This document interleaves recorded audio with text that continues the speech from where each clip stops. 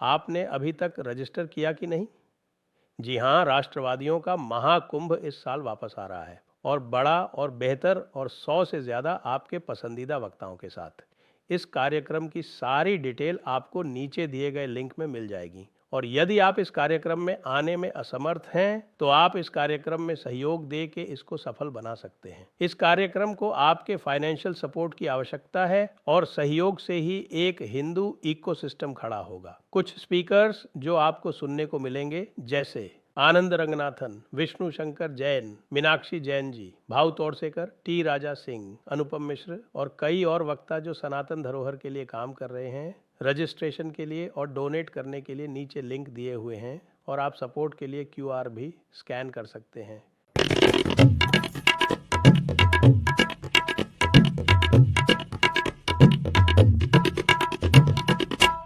कितने F-16 गिरे, कितने डैम बर्बाद हुए। नमस्ते, आप सभी का स्वागत है। और यह प्रश्न हम पूछने वाले हैं हमारे मित्र group captain doctor MJ Vinod से, क्योंकि इनकी एक्सपर्टीज है। तो मुझे नहीं पता इन्होंने F-16 मारे या नहीं मारे, लेकिन फिर भी मैं इनसे पूछता हूँ। साहब, अब air chief marshal AP Singh साहब ने तो कुछ कह दिया, लेकिन मैं आपसे पूछता हूँ, कितने F-16 गिरे? देखिए, एयर चीफ मार्शल की जो वाक्य है उसको सुनने लायक है। उन्होंने बोला कि एटलीस्ट 5, ये नहीं बोला उन्होंने 5, at least 5। Okay okay okay, I miss that. हम तो 5 मान के ही चल रहे थे। नहीं, वो उन्होंने टॉम कूपर बोल रहा है 21। उन्होंने बोला कंफर्म्ड 5। देखिए, जब हमारे पास लॉन्ग रेंज वेक्टर्स होता है, जैसे S-400 है, या मीका मिसाइल है, या मीटियोर मिसाइल है,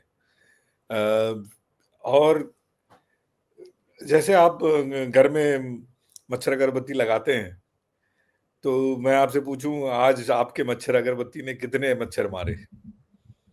थोड़ा अनुमान ही दे सकते हैं हम, असली में बता नहीं सकते। हाँ, जो मर के बगल में गिर जाएंगे उनको तो काउंट कर लेंगे, जो दूर जाके काउंट कर मरेंगे लेंगे उनका जो क्या दूर होगा? दूर के।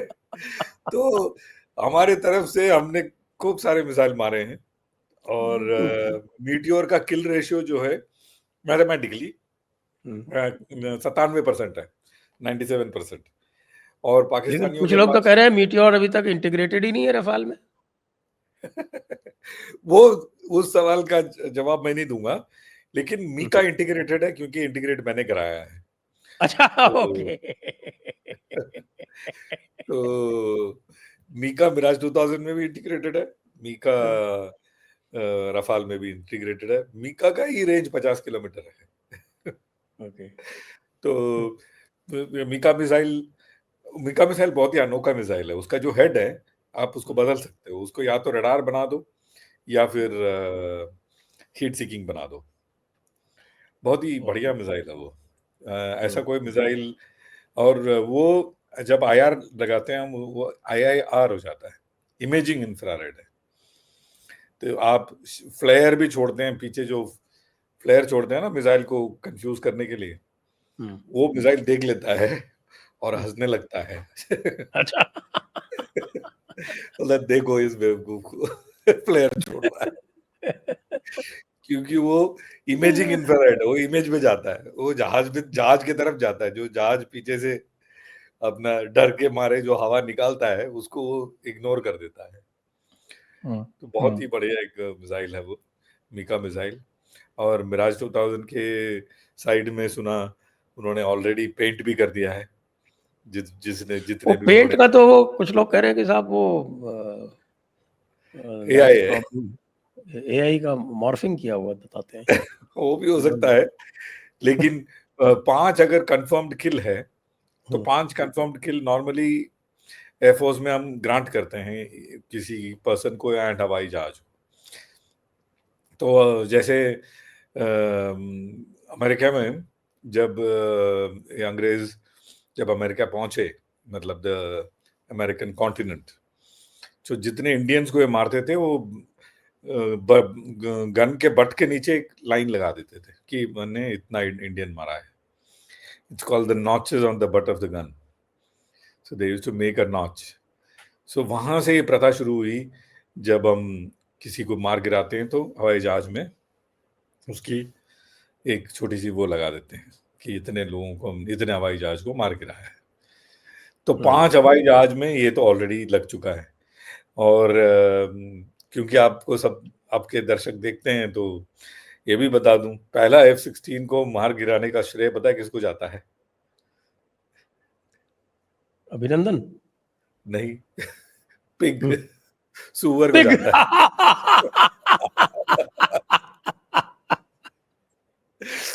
The unholy pig. The unholy pig. पहला जो F-16 को मार गिराया एक सुअर ने, वो भी सरगोधा में। 17 दिसंबर 1985 की बात है ये। अच्छा, वो क्या कर रहा था? वो लैंड कर रहा था, सुअर बीच में आ गया। सुअर बीच में आ गया, उसका नोजव्हील में लगा, नोजव्हील कोलैप्स करके हवाई जहाज बर्न के राख, जल के राख हो गया। पायलट सेव्ड और दैट नोबडी नोज। वो हो सकता है सेव्ड हो गया वो।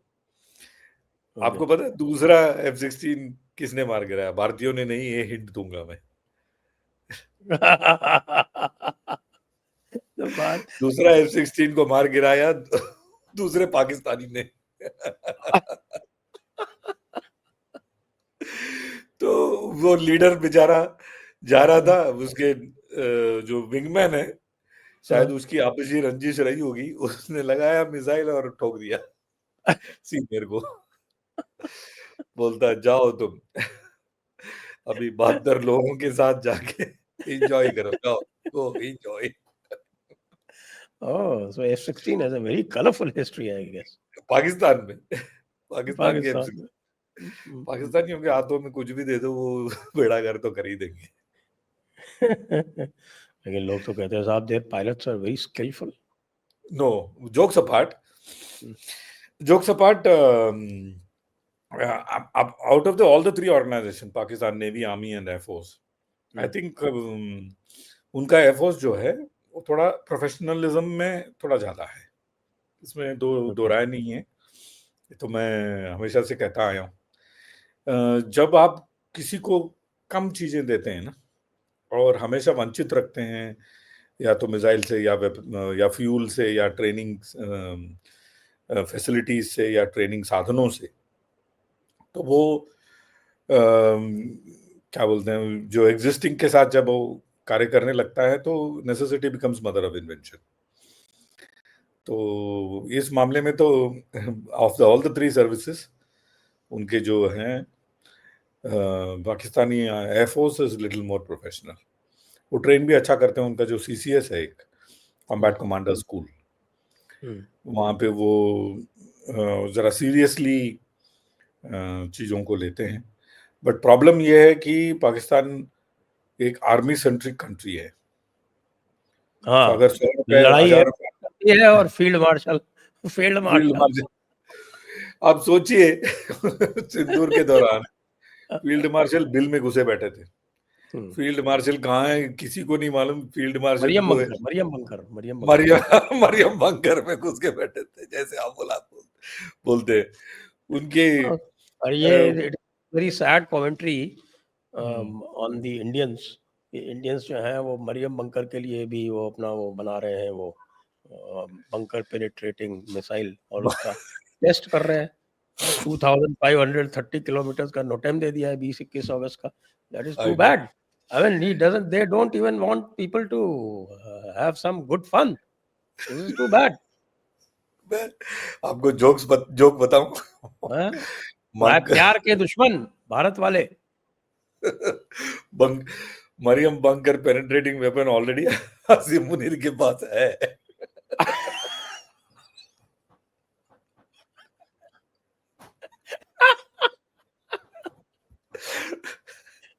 हम क्या नया बना लेंगे? आसिम मुनीर ने उसको ऑलरेडी इजाद कर दिया है।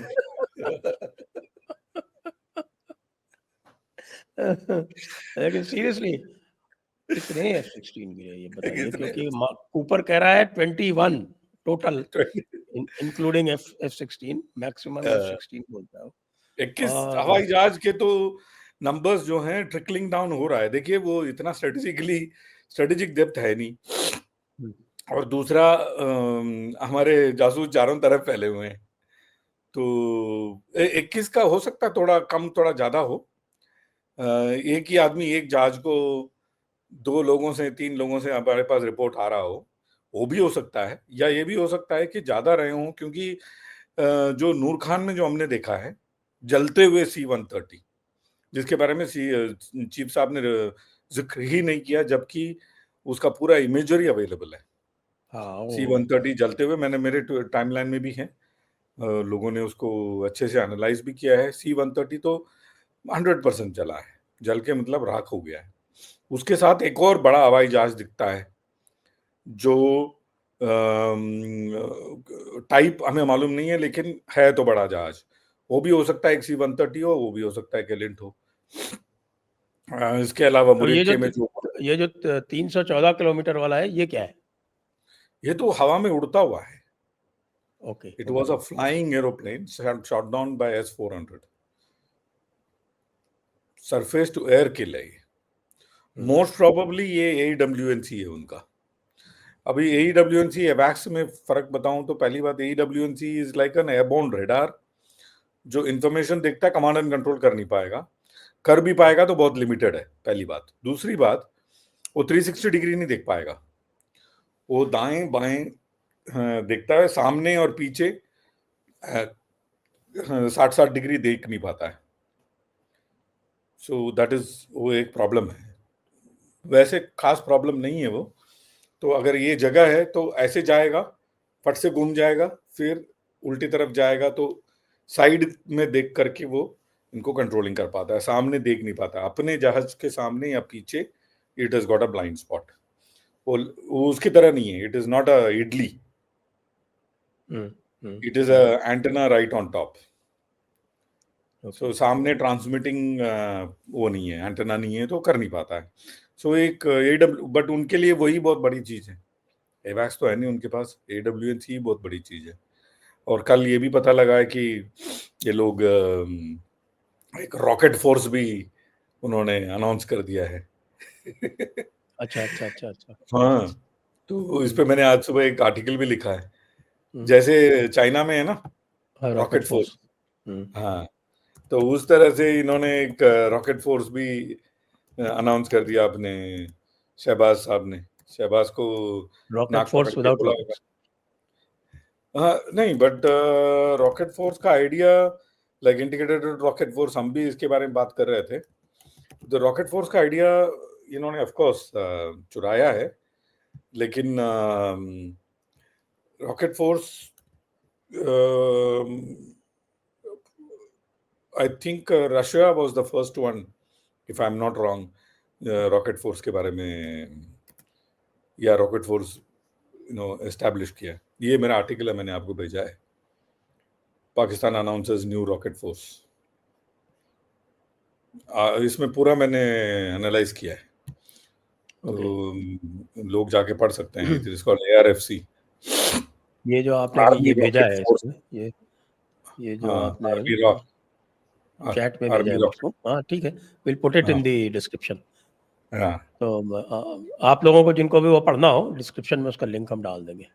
ठीक न्यू है। रॉकेट। और रॉकेट फोर्स का फायदा इनके लिए ये रहेगा कि जैसे अंडर कमांड होता है आर्मी में, स्पेशली पाकिस्तान आर्मी में क्या है, आप किसी भी कोर कमांडर के नीचे का जो सामान है वो दूसरा कोर कमांडर यूज नहीं कर सकता। नीचे का सामान मतलब what ever he has with हाँ। तो नहीं, जो अभी तो हमारा एक थिएटर कमांड बन जाएगा ना कुछ दिनों में। हाँ, वो भी मैंने इस पे जिक्र किया है इस आर्टिकल में, थिएटराइजेशन और एक इंटीग्रेटेड रॉकेट फोर्स बनाना जरूरी है हमारे लिए भी। हम भी बहुत साल से 2022-23 से इसके बारे में जिक्र, आई मीन विचार विमर्श कर रहे हैं। हो सकता है हम जल्दी से जल्दी इसको इजाद कर दें। लेकिन बात यह है कि ये जो इनके बीच में जो तालमेल नहीं हुआ, कुछ मिसाइल्स आए नॉर्दर्न कमांड से, कुछ मिसाइल सेंट्रल कमांड से नहीं आए अपने तरफ, वो आई थिंक इनके तालमेल की खराबी की वजह से या ना होने की वजह से हुआ, जिसकी वजह से I think they went into a hurdle और इन्होंने फटाफट एक रॉकेट फोर्स कमांड बनाया। एक और चीज बताऊं मैं दर्शकों को जो आप देख रहे हैं, आपको देख रहे हैं, ये बहुत सालों से आई थिंक 80 के दशक से इनके पास एयर डिफेंस फोर्स कमांड अलग है। इनकी जो एयर डिफेंस है वो किसी क्षेत्र कमांड के नीचे नहीं है। एयर डिफेंस अपना एक कमांड है, एडी कमांड। आई थिंक उसका हेडक्वार्टर्स चकलाला में है और जो नूर खान है वहां पे एडी कमांड है इनका, उड़ गया जिसको हमने फोड़ दिया। मरियम बंकर के साथ उड़ गया। मरियम बंकर के साथ उसका भी करियम हो गया, क्रिया करियम। अच्छा, एक और चीज आई साहब, ये कितने F-16 गिरे तो ये तो अभी चल रहा है, वो आप you might like to put a number और you may not like to put a number. No, I would put a number. देखिए इनके पास 32 थे, फिर 36 हुए जिन्होंने सेकेंड हैंड F-16 खरीदे, तो ब्लॉक 50 टोटल बनाया इन्होंने। 75 बताते हैं, 75 है हाँ माइनस तो अभिनंदन, तो हाँ 74। माइनस अभिनंदन, minus one pig, one shooting down, वो 3 तो अच्छा। वैसे ही माइनस कर दीजिए। अभिनंदन वाला तो ये कभी माने नहीं बेचारा। वो तो ऑफिशियल डिनायल दिया अमेरिका ने, लेकिन ये हाँ yesterday they refused to say anything। उन्होंने कहा कि नहीं नहीं, हाँ, आप दे सेड पाकिस्तान से गो एंड पूछिए, आस्क मालूम नहीं पाकिस्तान। होता। इसका मतलब हालत पतली है। नो, एक्चुअली अमेरिकन इक्विपमेंट जो पाकिस्तान को खैरात में मिला है वो इस कंडीशन में मिला है कि वो हमेशा मॉनिटर करेंगे। तो पाकिस्तान, ये हो ही नहीं सकता कि अमेरिका को पता ना हो। उनका F-16 छोड़िए, F-16 के पुर्जे कहाँ हैं ये भी मालूम है उनको, because they have something called contact buttons या ऐसे कुछ कहते हैं उसको, जो मेजर मेजर पार्ट्स हैं इनके, वो अपना लाइव खुद ब खुद बताते रहते हैं। वो इस आड़ में ये डेटा को क्रंच करते हैं ताकि अगर वो सामान को बनाने में उनको 10 दिन, 15 दिन, 1 महीना, 3 महीना, 6 महीना अगर लगेगा, so depending on the consumption वो अपना इस पार्ट को बना के पाकिस्तान को दे सकें। ये चूरन बेच करके उन्होंने ये ट्रैकिंग करते हैं वो। So Americans have live tracking of not only aeroplanes but all the spare parts जो अमेरिका ने दिया है। इसीलिए तो इंडिया खरीदता नहीं उनसे कोई चीज। हाँ, नहीं हमने तो, हमारा इसमें बड़ा साफ है, वाइट लिस्टिंग करते हैं हम हर चीज का। अमेरिका ही नहीं, किसी से भी हम खरीदते हैं, इंक्लूडिंग इंडिया, इंडियन वेंडर से भी लेते हैं, तो हम वाइट लिस्टिंग करते हैं जिसमें सारा hardware, software, source code, x-ray scanning, सारी चीजें होती हैं। वो इसलिए नहीं कर सकते क्योंकि वो खैरात में मिलता है उनको, तो पैसा तो देते नहीं है, तो जो खैरात में मिल गया मिल तो गया। What number are you putting? I am thinking all fighter aeroplanes put together, F-16, F-17s, Mirages, उनके पास मिराज 3 भी है, मिराज 5 भी है, मिराज 3, मिराज 5, F-7Ps अभी I don't think they are flying much. I think 1-2 squadron बचा है उनके पास। F-11PG जिसमें चाइनीज रडार है, ग्रिफो करके एक रडार है, बहुत अच्छा रडार है वो। सो ये सब put together I would say anywhere between 10 to 15 हवाई जहाज गिरे होंगे। जो स्कार्डू गिलगिट में कुछ 1-2 गिरे हैं वो मोस्ट प्रोबेबली मेरे ख्याल से F-7PGs होंगे। जो स्कार्डू गिलगिट में, जो याद है रात को वो आया था एक इंफॉर्मेशन की पायलट को लेकर के भाग रहे हैं वो लोग हॉस्पिटल, वो वीडियो भी आई थी। तो मोस्ट प्रोबेबली स्कार्डू गिलगिट में इनका ORP जो होता है ना, जो एयर डिफेंस गश्त लगाते हैं, उसके 1-2 जो हमने गिराए, अगेन लॉन्ग रेंज वेक्टर्स, वो F-7PGs हो सकते हैं, बिकॉज उनका स्कार्डू गिलगिट में यही लोग आते हैं F-7PG वाले। वहां पे ये जो क्रीम वाला क्रीम जो है ना इनका F-16s, they don't go there. हाँ, चलता वो नहीं नहीं, वो वहां जाता नहीं है वो लोग, क्योंकि वो एयर मार्शल्स के बच्चे हैं। अच्छा, तो एक और साहब, एक बड़ी बात और भी आई कि हमारा मुल्ला मुनीर जो है वो कह रहा है कि साहब कि कोई भी डैम बनेगा उसको वो 10 मिसाइल दाग के और गिरा देगा। तो वो आप मुझको ये जरा प्रोसेस समझाइए प्लीज। सर सुनिए, आप तो एक आईएएस रह चुके हैं, तो आईएएस की पढ़ाई में हम साला सिविल इंजीनियरिंग कोड जाते हैं, है ना। जिसने भी आईएएस की पढ़ाई करी हो, भले पास हुआ हो नहीं भी हुआ हो, उसको इतना मालूम है। हमारे यहाँ तो सारे बच्चों बच्चों को सिविल इंजीनियर जो करते हैं उनको इतना मालूम है कि डैम को तोड़ने की बात तो दूर, डैम को खरोंच भी पहुंचाने के लिए कितने टन का टीएनटी जरूरत होगा। वो 8 बम से वो क्या है, पाव पाव किलो का बम है क्या, 8 बम से वो खरोंच भी नहीं करा सकता किसी भी डैम का। इनको मुझे लगता है डैम्स का कंस्ट्रक्शन भी नहीं पता है नहीं तो पता है। Withstand that hydraulic pressure. और ए, ए, एक लेयर होता है, फिर बीच में गैलरी होता है, फिर दूसरा लेयर होता है, और दे आर इतना कंक्रीट उसमें होता है, इतना कंक्रीट रीइंफोर्स्ड और इतना डाला जाता है उसमें, और वो पूरा स्ट्रेंथन करके मुझे तो लगता है कि ये जो पाव पाव वाला जो न्यूक्लियर वेपन है वो भी सफिशिएंट नहीं होगा। वो भी सफिशिएंट नहीं। इनको ये भी नहीं मालूम है सर कि ये जो डैम की जो कंक्रीट है, उसका जो केमिकल रिएक्शन का जो हीट है, वो डिसिपिएट होने में 50-60 साल लगते हैं। 50-60 साल तक वो सेट ही हो रहा होता है, इतनी कंक्रीट है उसमें। और उस हीट डिसिपिएशन की टेक्नोलॉजी भी इनको शायद मालूम नहीं होगा। इनके टाइम तो अंग्रेजों ने जो बना के चले गए नहीं नहीं, बस। तरबेला इज इजी, वो मड डैम है, वो मिट्टी का डैम आ, है। आ, तरबेला मिट्टी का डैम है, उसके लिए तो एक मिसाइल काफी है, ब्रह्मोस इज आ, इनफ। हाँ, वो एक छोटा सा गली बना देगा, लेकिन उसमें पानी तो है नहीं, पानी तो हमने खा लिया। तरबेला में तो है वो, इंडस काफी ऑक्यूपाइड पीए जेके से जाती है ना।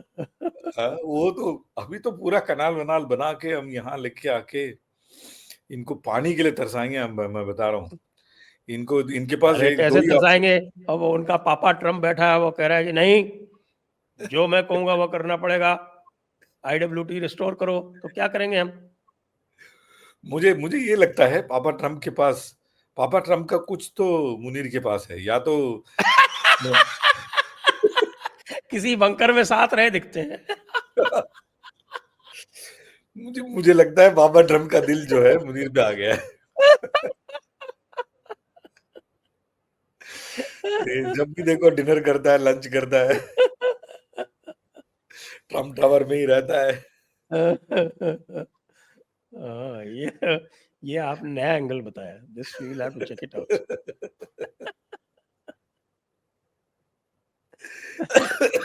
अच्छा मान लीजिए डैम टूट भी गया, न्यूक्लियर वेपन डाल दिया आपने और डैम टूट गया, तो वो न्यूक्लियर वेपन का कंटेमिनेशन किधर जाएगा, इंडिया या पाकिस्तान? तराई इलाका है, उन्हीं की तरफ जाना चाहिए। अब पता नहीं है ना पाकिस्तान का, वो फ्लो भी रिवर्स कर दे कि साहब कि अब पानी जो है आगे से नीचे नहीं आएगा, ऊपर जाएगा, अगेंस्ट द ग्रेविटी जाएगा। वो पापा वहां तो ट्रम्प कुछ कह भी रहे हो हैं, सकता है। वो बोला ना पापा वो ट्रम्प कि साहब कि वो हमारे कुरान में चैप्टर 105 में लिखा है कि अबाबील ने हाथियों की सेना को मार गिराया, चूरा कर दिया। तो उनकी कोई अबाबील उड़ेगी, कुछ करेगी, कुछ कर सकती है, एनीथिंग कैन बी डन। मैंने सुना नथिंग कैन। 71 वगैरह में वो जिन्नात आ गए थे, वो जिन्नात ने बचा लिया था एयर रेड से। तो एनीथिंग करेक्ट। Can happen. सब पाकिस्तान की तो बात ही अलग है। तो पापा ट्रम्प जो है वो भी मुझे लगता है इसके अगर देखा जाए तो कहीं ना कोई असर तो है। बिल्कुल। देखिए वो इनका प्रॉब्लम ये है कि अम, ये अपने आवाम को छोड़िए, अपने आप से भी झूठ बोलते हैं, ये सबसे बड़ा प्रॉब्लम है। अब जैसे हो सकता है अपना शो देख करके उनको थोड़ा सा, उनके जो जूनियर ऑफिसर्स को थोड़ा आइडिया लगे कि क्या हालत में उनकी फौज है। वो आपस में भी आई डोंट थिंक जूनियर ऑफिसर्स को या फिर उनके जो जवान हैं उनको कोई इल्म होगा कि इनकी फौज जो है बिल्कुल खत्म है और इतने लोग गिरे या इतने हवाई जहाज गिरे। तो ये अपने आप से भी तो झूठ बोल रहे होंगे। किसी भी पाकिस्तानी फौजी को पकड़ के पूछो कितने हवाई जहाज गिरे, वो तो बताएगा 0।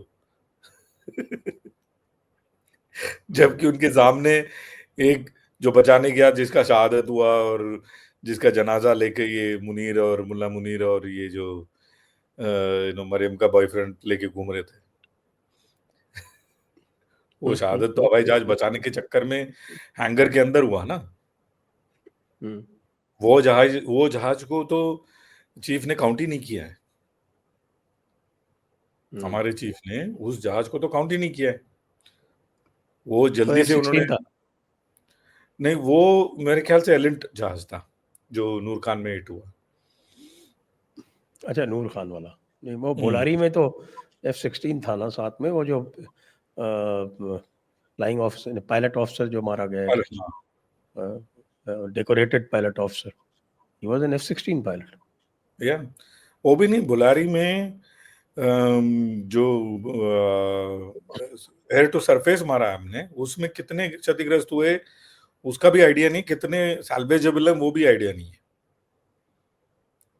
कुछ तो सैल्वेजेबल भी हो सकते हैं, 5 का 1 बना सकते हैं ये, हो सकता बट है। ये कह रहा है ये देख, Tom Cooper, total 19 Pakistani assets were damaged by IAF during Op Sindoor, 6 jets in air including 1 AWACS and 13 in hangars including 1 AWACS, 1 IL-78 MP Midas refueling tanker, 1 C-130 and 10 fighter jets including F-16। ये तो 19 कह रहा है, ये दो हवाई जहाज count नहीं कर रहा है, 2 या 3 हवाई जहाज he is not able to count. जो स्कार्डू गिलगिट में हुआ था, जो I think we had a discussion also Aditya के साथ, जो उस दिन रात को जो दो या 3 जहाज गिरे हैं स्कार्डू और गिलगिट में, उसको तो कोई काउंट ही नहीं कर रहा है। स्कार्डू को तो हमने अपनी हिट लिस्ट में भी नहीं बताया, लेकिन उस दिन रात को, ये आज भी वीडियो अवेलेबल है एक्स में, जो पायलट को लेके भाग रहे हैं ना वो हॉस्पिटल। जो इजेक्शन तो हो तो जरा फॉरवर्ड कर दीजिएगा मुझको आपके पास। हाँ, इजेक्शन तो हुआ है, 100% इजेक्शन हुआ है, नहीं तो पायलट को लेके भागने का क्या मतलब है, unless he was caught with मुल्ला मुनीर or something।